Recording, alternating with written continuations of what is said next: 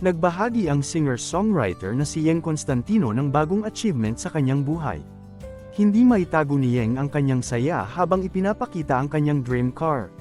Sa kanyang social media account, masayang ibinahagi ni Yeng ang mga snap ng isang puting Mini Cooper na may mga guhit na itim na hood. After many years ng wag muna, finally eto na siya. My dream car. Say hello to Bunso, caption niya sa post. Maguginita, nakamakailan lang, sa panayam ni OG Diaz ay nagpahayag at ipinaliwanag ni Yeng kung bakit hanggang ngayon ay hindi pa siya nakakabuo ng pamilya kasama ang asawang si Yan Asuncion.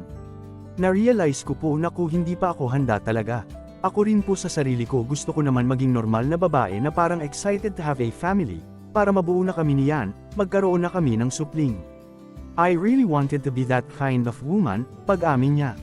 Sinabi ng mang-aawit na nais niyang tugunan muna ang iba't ibang aspeto ng kanyang sarili bago maging isang magulang.